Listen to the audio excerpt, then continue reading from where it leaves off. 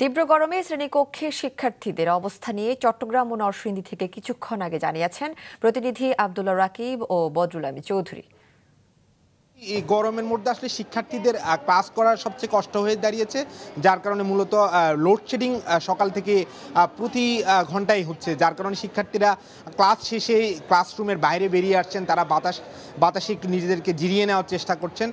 আমরা অনেক শিক্ষার্থীকে দেখেছি যারা হাত পাখা এবং রিচার্জেবল ফ্যান নিয়েও ক্লাস করছে, এবং শিক্ষার্থীরা যেটি বলছে তারা বারবার গরমের কারণে হাঁপিয়ে উঠছে এবং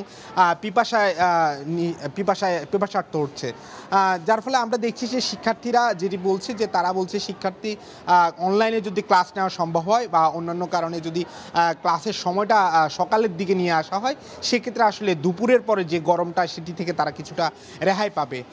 তো আমরা দেখেছি যে স্কুল কলেজগুলোতে উপস্থিতি যদিও কম, তবুও শিক্ষার্থীরা যেহেতু দীর্ঘদিন বন্ধ ছিল তারা স্কুলে আসার চেষ্টা করছেন, কিন্তু গরমের কারণে যে সমস্যাটি তাদের দাঁড়িয়েছে যে ক্লাস করাটা একটু কষ্টকর হয়ে দাঁড়িয়েছে।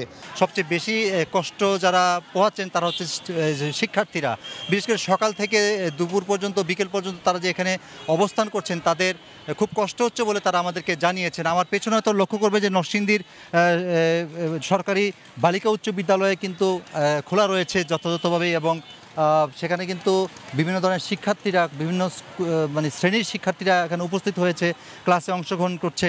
তারা আমাদেরকে জানিয়েছে যে তাদের প্রচণ্ড কষ্ট সত্ত্বেও স্কুল যেহেতু খোলা সেহেতু তারা আসতে বাধ্য হচ্ছে এবং প্রচণ্ড কষ্টে তারা ক্লাসগুলো করছে। অনেক সময় বিদ্যুৎ থাকছে না এবং এর ফলশ্রুতিতে যারা অভিভাবক রয়েছেন তারাও কিন্তু এই প্রচণ্ড রোদে তারা অনেক কষ্ট স্বীকার করে তাদের সন্তানদেরকে স্কুলে নিয়ে আসছেন।